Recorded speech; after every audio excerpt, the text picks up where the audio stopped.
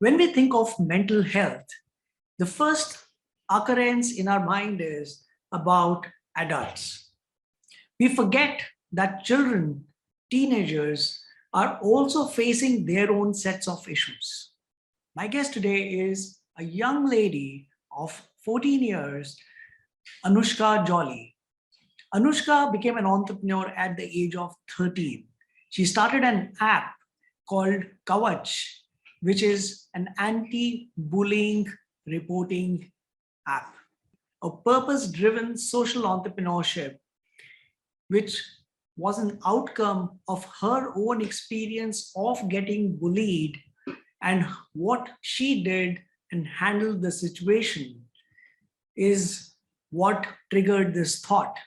This thought got reinforced when she saw another child getting bullied in the same way by a similar set of people. And that is when she saw the reflection of her life in that child. But she did not keep quiet. She did not just feel victimized.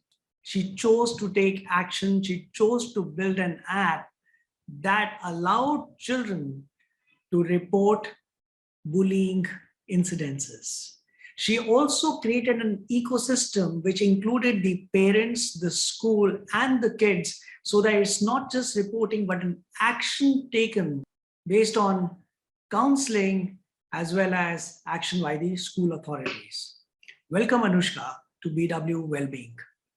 What I want to understand is, how did you begin with your journey into anti-bullying? I'm not even talking of the product, but how did you even think about it?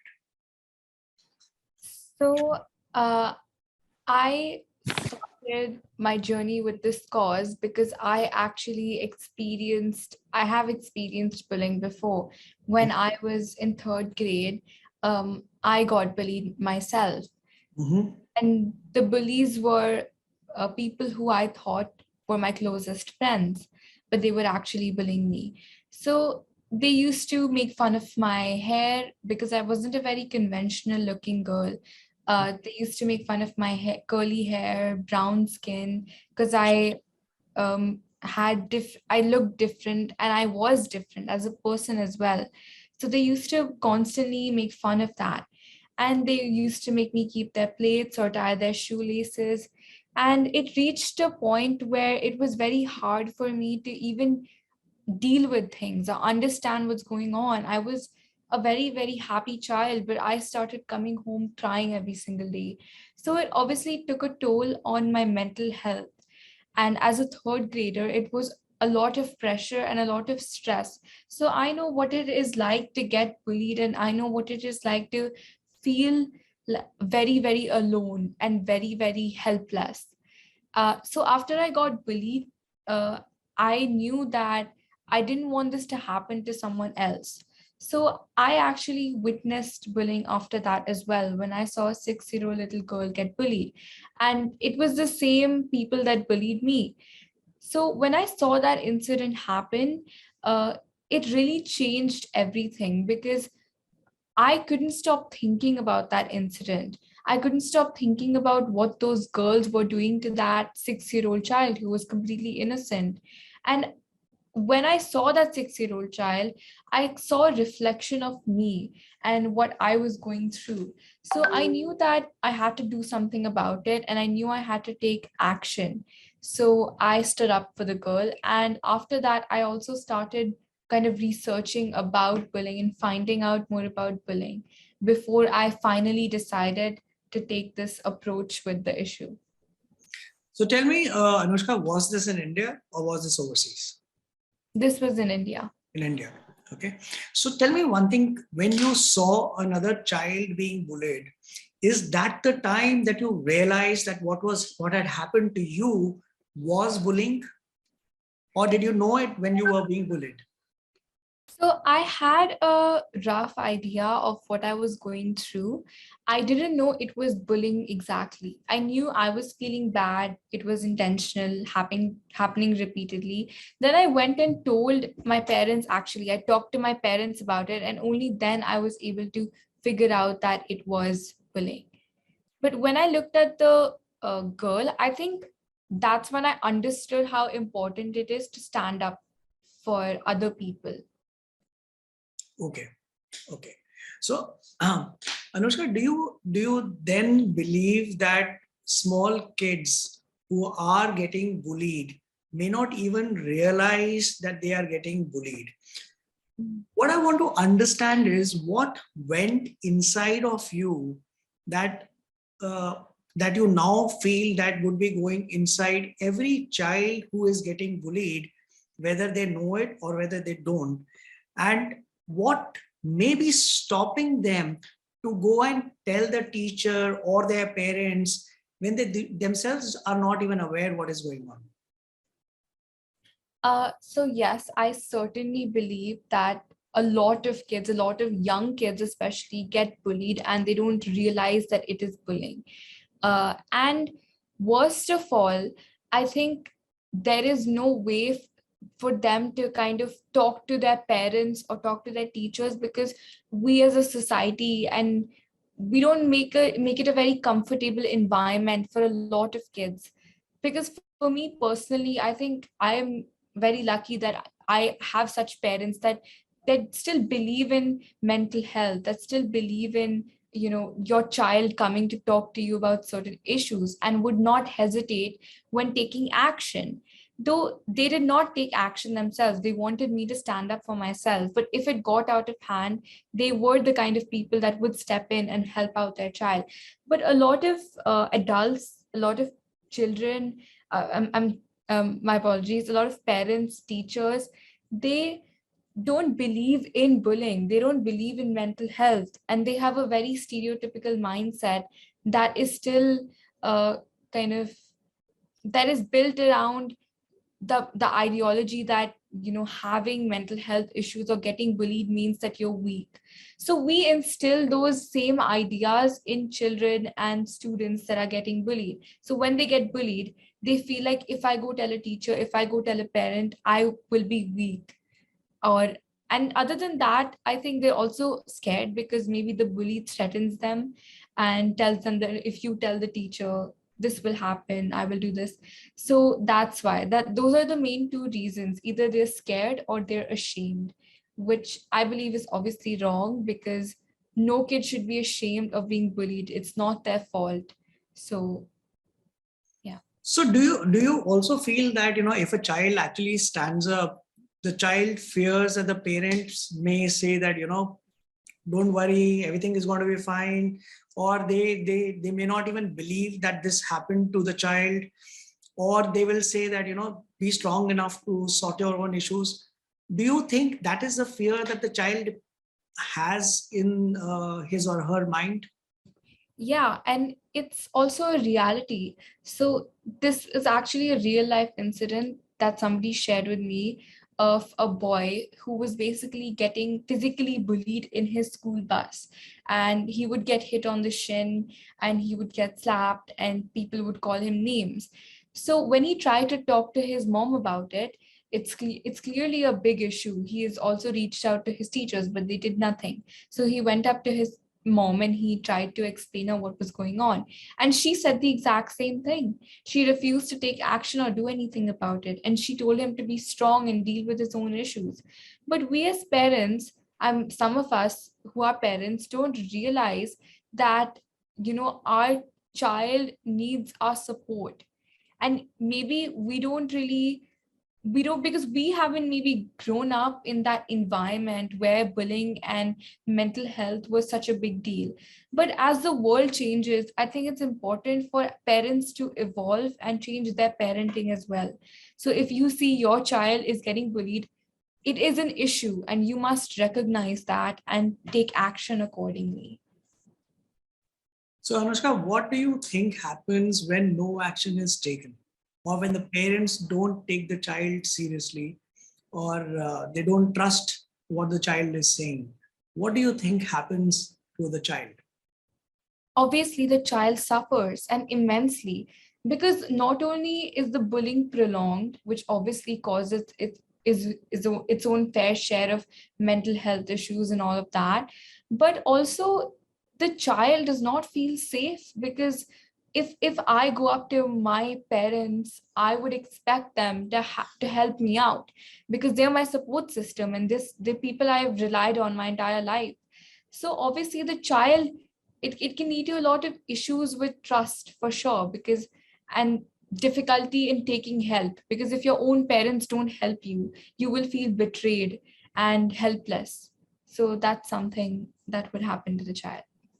So Anushka, it's so nice that you actually stood up for the cause and chose to do something about it, right? Uh, what kind of a thought came into your mind which actually served as a catalyst and that said that, I must use technology to build something that can help children report this? Am I correct? What does the app do? So the app, it's called Kavach. It's a bullying reporting mechanism, and that's something that I created a little further into my journey. When I initially started, I was also using technology. I had a website where I used to write blogs, and so the initial idea behind using technology was just because I have grown up with technology. So as an entrepreneur, if I wanted to reach out to people, that was my goal, that I want to talk about bullying and reach out to students in schools. So for me, I think there was only really one way, and that was using technology, because I knew everybody around me was on technology. I was on technology. And schools, obviously, now they have websites and you can reach out to schools online very easily. So it was no like thinking that I had to do. There was a very clear path for me, and that was using technology. For the app, I wanted to basically find a way to report bullying. And so that took a little bit of brainstorming, like how do I want to take it forward? Do I want to take it forward online using an app, or do I want to take it forward physically, maybe perhaps a physical solution? But I thought then the app is the best way, because it connects the parents and students with the schools with a great amount of ease that you can't get when it comes to physical solutions. And obviously now the world is moving online, so entrepreneurs and people and creators basically should also keep their creations online. So that's why I decided to go with online. How does it work? So when a child gets bullied, what does a child do using the app? Can you tell me the process? Sure. So if a child or student gets bullied, all they have to do is report their bullying on the app, and they have an option to do it anonymously, and they have an option to upload proof, and they have to give details of what happened in the situation. Uh, and the parent can report that as well. So the parent can do it on behalf of their child who's getting bullied. After this, the schools can view these reported incidents on their own admin panel in a list. And other than that, they can also view data reports of the patterns and trends of bullying in their school based on the incidents that have been reported. So they can view, for example, based on what's been reported, which gender is bullying happening in most, which grade, and then they can take preventive measures to make sure that it does not happen again.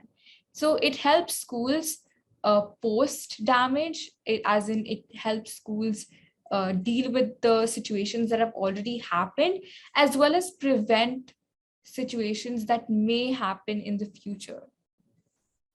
So did you get support of you? Obviously, your parents supported you, but did you get support of the schools to participate on this app?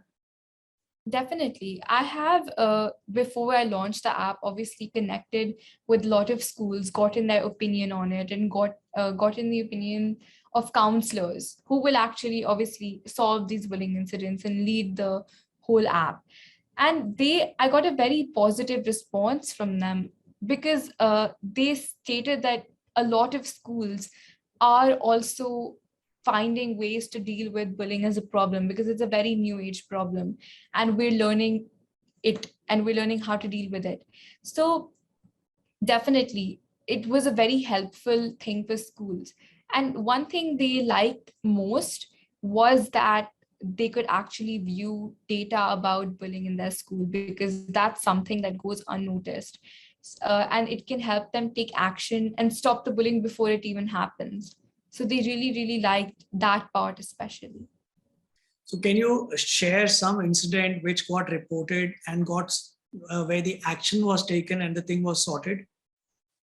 So there is one incident of this girl who got bullied, basically, and she was experiencing a mix of verbal bullying where she was getting called names, and then a mix of relational bullying. So it was and these kind of situations are usually very tricky because they happen in friend groups. And when bullying happens in friend groups, it's A, difficult to identify, and then B, it's hard to report, because you don't want to be the tattletale, or you don't want to be the one that can't take a joke, which is a problem, definitely.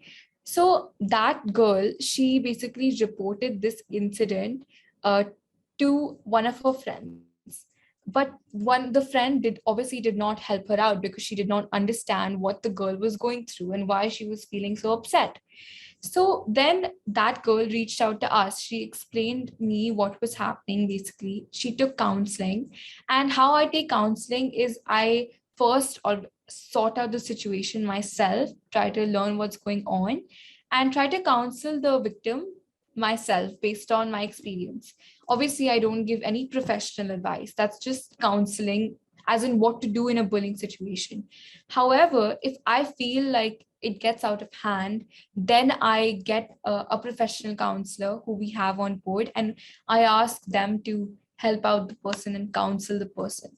But in this scenario, I think I had a good understanding of what was happening and how the victim could sort it out.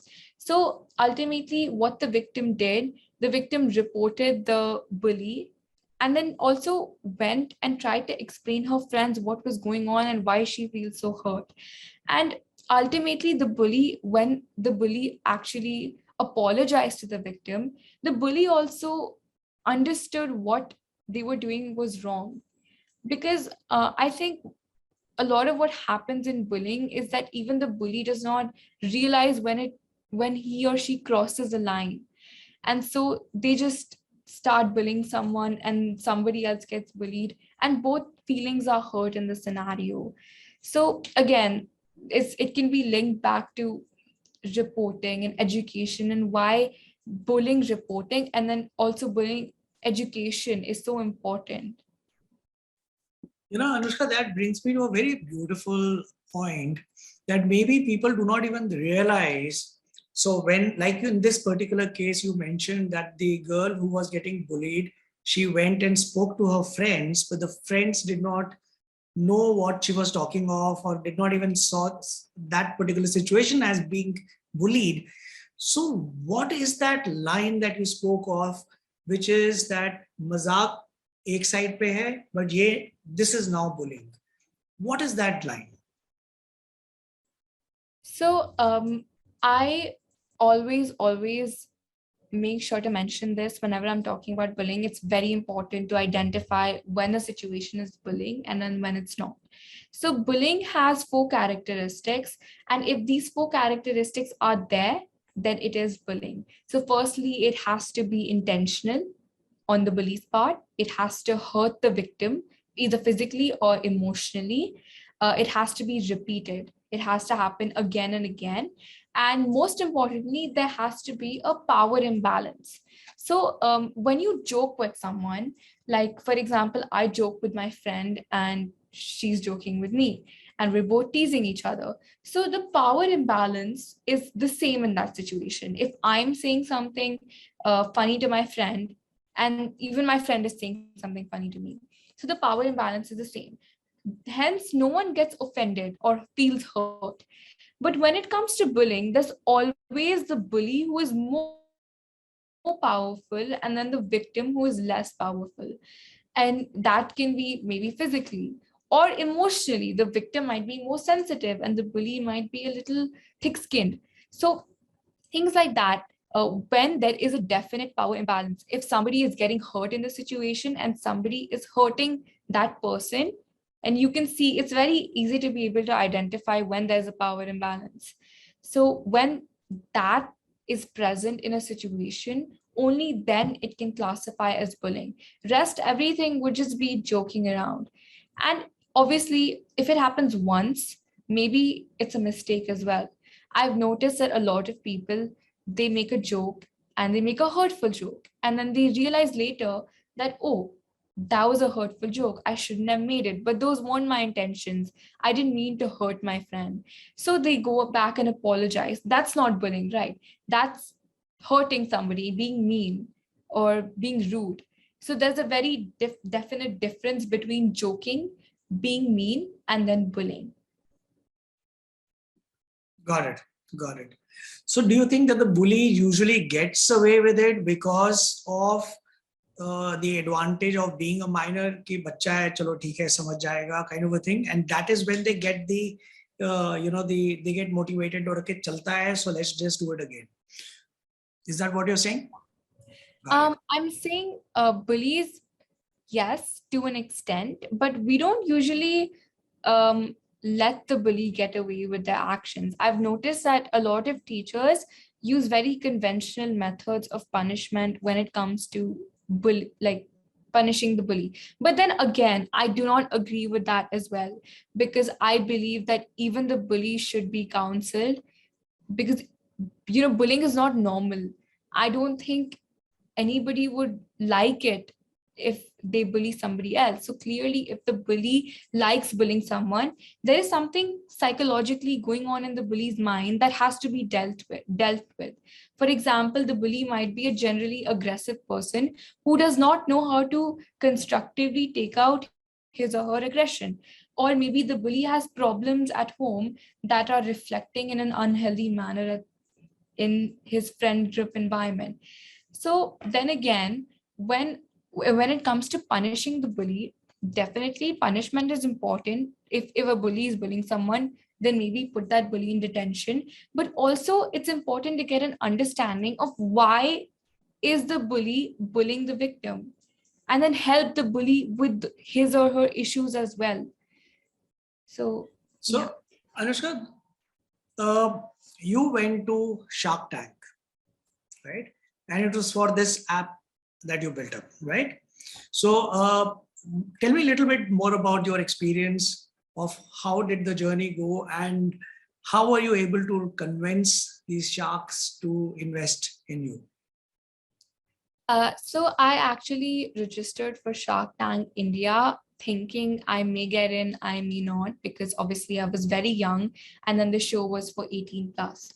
So there were 2 online forms and then 1 in-person round in Delhi before we go for the final round in Mumbai. And the final round, we stayed there for about 3-4 days and we were shooting with other contestants, basically, who were there. And I got to meet a lot of people, a lot of entrepreneurs who were shooting the same time as me. And it was honestly amazing because I got that opportunity to network, really make my place in the entrepreneurial startup world. So, and I met a lot of interesting people with really new and interesting ideas. So obviously I was able to even get opportunities out of that. I could collaborate with a lot of startups, and I'm obviously connecting with new people that have the same passion as me. And other than that, I got to experience what it is like being on a TV set, because I had been on a TV set before when I did Baju's Young Genius, but this was a very different reality TV show. So I got to experience what it is like to shoot for that, film for that, and then prepare. And obviously I was very nervous also. I actually had kind of like a nervous breakdown before going for the pitch. But then I was actually helped by a fellow contestant who told me and gave me a pep talk and said that if you're here being nervous before you're presenting to sharks at Shark Tank India and you're 13 years old, you have lots and lots of places to go in life. And so, yeah, I that gave me a lot of motivation. And I went into the tank, and I thought it was going to be very difficult. But I think when I actually went there, I saw all the sharks. I thought, okay, maybe I can do this. Because it's I'm making a change, and that's all I want to do, really. I just want to help people. So, and why wouldn't the sharks help a young person help other people? So yeah, I was very, very fortunate enough that the sharks were able to understand my the severity of my cause, and Mr. Aman and Mr. Anupam invested in me at a 50 lakh valuation. Wow, that's that's amazing, Anoushka. But tell me one thing: when you were working on building the app, did you then after building the app is when you realized, okay, there's something called entrepreneurship, or you consciously took a step to become an entrepreneur, and which is why you built this app?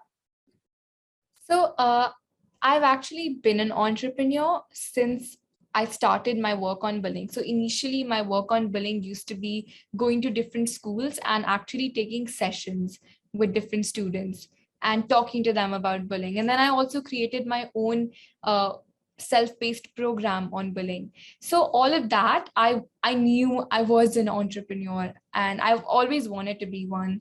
So yeah. So tell me one thing, Anoushka, how many schools are participating on this app? So currently, we had just finished beta testing of the app. But as for my general reach with schools, I have impacted over 2 million students in over 24,000 different schools as of now.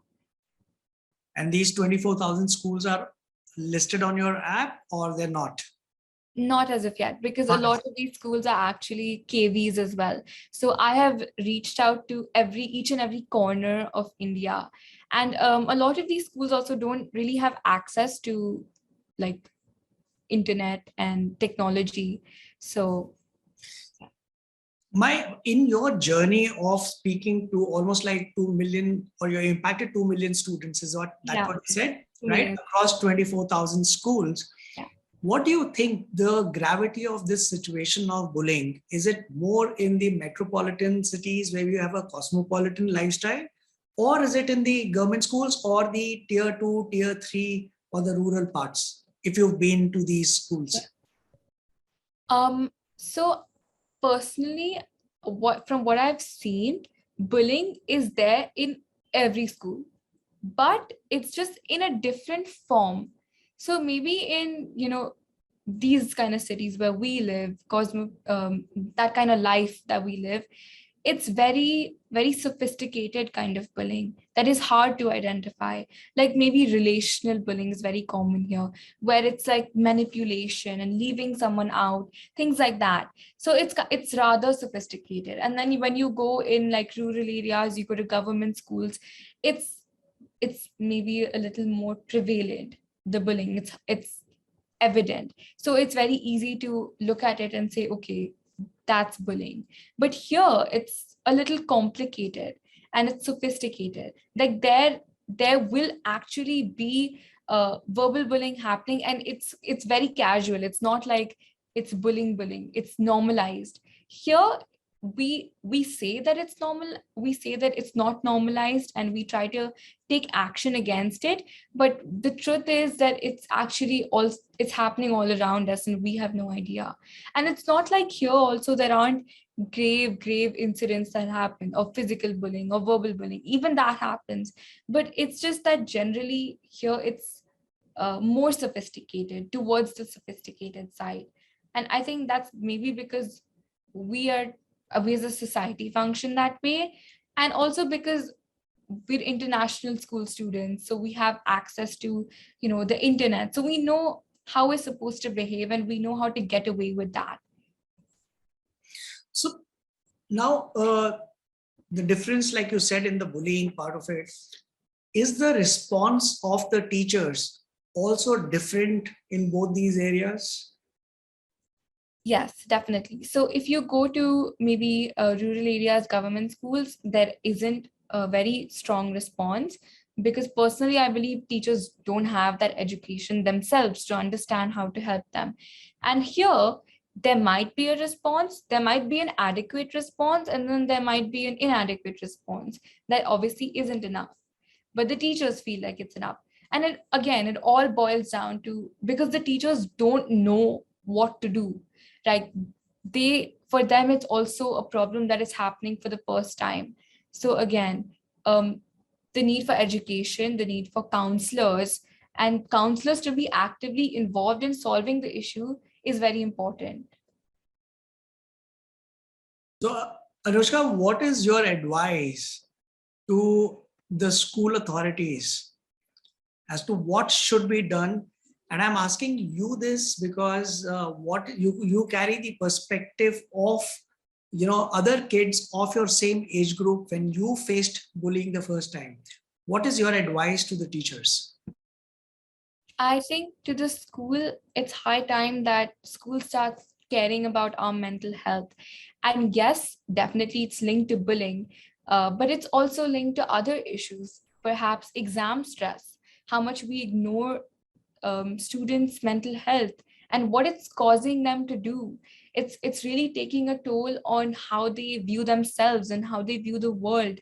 And it's causing eating disorders. You can see it's causing them to sleep less or just be different people. And I think also we're growing up too fast. We're a generation that has been forced to grow up too fast.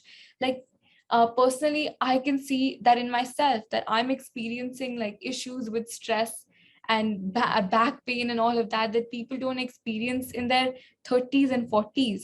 So yeah, I believe also we've been exposed to pretty harsh things. We've seen very harsh things with climate change. That's something that we're all worried about, climate anxiety. And then we have the COVID pandemic. So obviously it is very mental health is a very big problem for us teenagers, and schools, it's their responsibility as well, because schools are where students spend most of their lives, a lot of their lives basically. So I think it's high time schools realize that they have a lot of power and they have a lot of responsibility to do something about it, and they must take action. So, Anushka, let me ask you next 2 or 3 questions related to entrepreneurship. One is, how old are you right now? Currently I'm 14 years old. You got 14 years old. So, how do you manage studies and your responsibility towards the entrepreneurial work that you have taken on? So I obviously have a lot of support from my parents, my teachers, and my friends. So I think that's very important, and I owe it a lot to them, mostly to them. And other than that, I have learned time management is the key to honestly balancing everything in life. So I have a very strict timetable that I follow on the weekdays and on over the weekends. I know what I have to do, before every day. And I also map down what I have done each day, and then review it after like a week or a month. And this is something that I recommend to a lot of people watching this. If you struggle with time management, implement the strategy where you write down everything you've done hour wise in a day and then review it a week later. So you can see actually where you're wasting time, where you can improve, what you're taking more time with, what you're taking less time with, and then plan out your days like that. So I've started doing this, I think, this year only. And I've really improved when it comes to managing my work and studies, as well as I've been able to take on responsibilities, other responsibilities, and make time for myself. Does your app generate revenues? So yes, it is a for-profit organization. So obviously, we will be generating revenue when we start implementing it in schools. Awesome. And do you think that, obviously, I mean, I can sense it that you are what you are because of your experience or exposure to entrepreneurship as well? Like you yourself mentioned that things like managing time, etc., is something that you've learned because of your way of living now. Now, Anoushka, tell me, do you recommend that every child in school should take up something entrepreneurial as something to do? I recommend that every child should take up something that they're interested in. So that might not necessarily be entrepreneurship, but just anything that you're passionate about. Like I have a friend who is very, very passionate about guitar, and he could play guitar all day, every day. So I encourage him to take up guitar and music as an extracurricular activity. Honestly, your contribution to the world is defined by your passion and what you like to do and what you can give your soul and your heart to. Personally, I can give my soul and my heart to my work. So that's why I am doing that, and I'm doing that every day. But if you are passionate about dance or art or music or playing Minecraft, anything at all, you should focus on that. And that should be something you should take up other than school. Any advice for, I won't even say advice, it may not be the right word, but would you want to share something which could be the point of view of the children of your age to the parents? So I think the biggest thing that parents should understand about us is that we just need someone to trust us and help us when we need it. So a lot of parents, I think, they want to do what's best for their child, but ultimately they're not there for their child. They might be there, they might be in the room or in the house, but they're not mentally, emotionally there for the child. And even though the child is just a child, they can sense it and they can understand when a parent wants to be there and when a parent trusts them and when a parent does not trust them and does not want to be there.